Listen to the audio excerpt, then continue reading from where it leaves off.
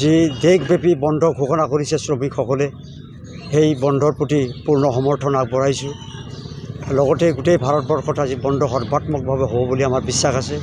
আমাৰ বৃহত্তৰ কলগাছিয়াত গাড়ী চলাচল, দোকান পোহাৰ সকলো বন্ধ ৰাখিছে আৰু এই বন্ধৰ প্ৰতি আমি সমৰ্থন জনাইছোঁ আৰু আশা ৰাখিছোঁ শ্ৰমিকসকলৰ যি ন্যায্য দাবী চৰকাৰে অনতিপলমে এই বন্ধ প্ৰতি গুৰুত্ব আৰোপ কৰি যাতে তেখেতসকলৰ যি ডিমাণ্ড, যি চাহিদা বা যি কাৰণে বন্ধ দিছে সেই বন্ধ যাতে সফল হিচাপে মানি লৈ চৰকাৰে দাবীবিলাক মানি লয়, তাৰ কাৰণে আমি আহ্বান জনাইছোঁ।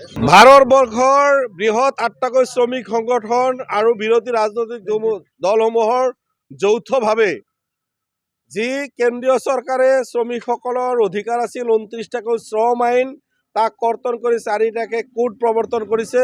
এই কোড বাতিল কৰা, কৃষকৰ উৎপাদিত সামগ্ৰীৰ ন্যায্য দাম দিয়া, শ্ৰমিক কৰ্মচাৰীসকলৰ 26,000 টকাকৈ মাহে মাননি দিয়া, নিৰ্মাণ শ্ৰমিকসকলৰ হিতাৱলম্বী সময়মতে আদায় দিয়া, গাড়ী মটৰ শ্ৰমিকসকলৰ হিট এণ্ড ৰান আইন বাতিল কৰি কল্যাণমূলক আঁচনি চালু কৰা, এই ধৰণৰ 13টা দাবীক লৈ পেলাই আজি গোটেই ভাৰতবৰ্ষত ৰাতিপুৱা 5 বজাৰ পৰা আবেলি 5 বজালৈকে আপোনাৰ সাধাৰণ ধৰ্মঘটৰ আহ্বান জনাইছে। এই সাধাৰণ ধৰ্মঘটৰ স্বতঃস্ফূৰ্তভাৱে মানুহে আজি বন্ধলৈ ৰূপান্তৰ কৰা আমি দেখা পাইছোঁ। আপোনালোকে কলগাছিয়াৰ চাৰিআলিৰ কলগাছিয়াৰ বিভিন্ন অঞ্চল দেখা পাইছে, নিজা ইচ্ছাভাৱে দোকান বন্ধ ৰাখিছে, গাড়ী মটৰ বন্ধ ৰাখিছে। আজি শ্ৰমিকসকলে কামত যোৱা নাই, আজি আঁচনিভুক্ত কৰ্মচাৰীসকলে আজি কাম নকৰে, বেংকৰ কৰ্মচাৰীসকলে বেংক বন্ধ ৰাখিব, পোষ্ট অফিচৰ কৰ্মচাৰীসকলে পোষ্ট অফিচ বন্ধ ৰাখিব। গতিকে স্বতঃস্ফূৰ্তভাৱে আজি ভাৰত বন্ধ হৈছে। ইয়াৰ পৰা কেন্দ্ৰীয় চৰকাৰ আৰু অসমৰ ৰাজ্যিক চৰকাৰ হিমন্ত বিশ্ব শৰ্মা ডাঙৰীয়াৰ যি সাম্প্ৰদায়িক বক্তব্য আছিল, অসমখন আপোনাৰ বিভিন্ন শ্ৰমিকৰ মাজত ধৰ্মৰ মাজেদি বিভাজন কৰি পেলাই অশান্ত কৰাৰ চেষ্টা কৰিছে, তাৰ বিৰুদ্ধে এই বন্ধ এটা প্ৰভাৱ পৰিছে। গতিকে ইয়াৰ পৰা আপোনাৰ কেন্দ্ৰীয় চৰকাৰ, ৰাজ্য চৰকাৰে সতৰ্ক হ'ব লাগে যে দেশখন স্বেচ্ছাচাৰীভাৱে নচলাব, দেশখনৰ স্বেচ্ছাচাৰী হ'লে নহ'ব, দেশখন গণতান্ত্ৰিকভাৱে চলিব লাগিব আৰু ইয়াৰ পৰা কেন্দ্ৰীয় চৰকাৰ, ৰাজ্য চৰকাৰে সতৰ্ক হ'ব লাগে।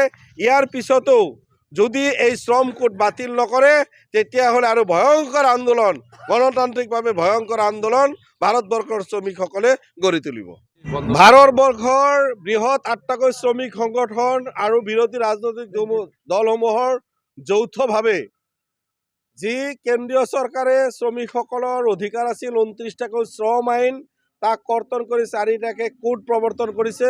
এই কোড বাতিল কৰা, কৃষকৰ উৎপাদিত সামগ্ৰীৰ ন্যায্য দাম দিয়া, শ্ৰমিক কৰ্মচাৰীসকলৰ 26,000 টকাকৈ মাহে মাননি দিয়া, নিৰ্মাণ শ্ৰমিকসকলৰ হিতাৱলম্বী সময়মতে আদায় দিয়া, গাড়ী মটৰ শ্ৰমিকসকলৰ হিট এণ্ড ৰান আইন বাতিল কৰি কল্যাণমূলক আঁচনি চালু কৰা, এই ধৰণৰ 13টা দাবীক লৈ পেলাই আজি গোটেই ভাৰতবৰ্ষত ৰাতিপুৱা 5 বজাৰ পৰা আবেলি 5 বজালৈকে আপোনাৰ সাধাৰণ ধৰ্মঘটৰ আহ্বান জনাইছে।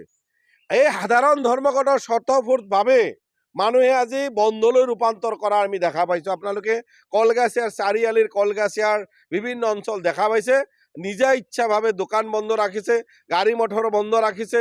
আজি শ্ৰমিকসকলে কামত যোৱা নাই, আজি আঁচনিভুক্ত কৰ্মচাৰীসকলে আজি কাম নকৰে, বেংকৰ কৰ্মচাৰীসকলে বেংক বন্ধ ৰাখিব, পোষ্ট অফিচৰ কৰ্মচাৰীসকলে পোষ্ট অফিচ বন্ধ ৰাখিব।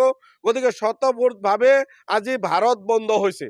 ইয়াৰ পৰা কেন্দ্ৰীয় চৰকাৰ আৰু অসমৰ ৰাজ্যিক চৰকাৰ হিমন্ত বিশ্ব শৰ্মা ডাঙৰীয়াৰ যি সাম্প্ৰদায়িক বক্তব্য আছিল, অসমখন আপোনাৰ বিভিন্ন শ্ৰমিকৰ মাজত ধৰ্মৰ মাজেদি বিভাজন কৰি পেলাই অশান্ত কৰাৰ চেষ্টা কৰিছে, তাৰ বিৰুদ্ধে এই বন্ধ এটা প্ৰভাৱ পৰিছে।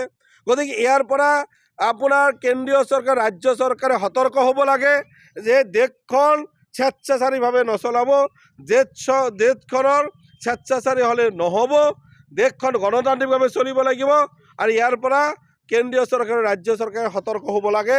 ইয়াৰ পিছতো যদি এই শ্ৰম কোড বাতিল নকৰে তেতিয়াহ'লে আৰু ভয়ংকৰ আন্দোলন, গণতান্ত্ৰিকভাৱে ভয়ংকৰ আন্দোলন ভাৰতবৰ্ষৰ শ্ৰমিকসকলে গঢ়ি তুলিব।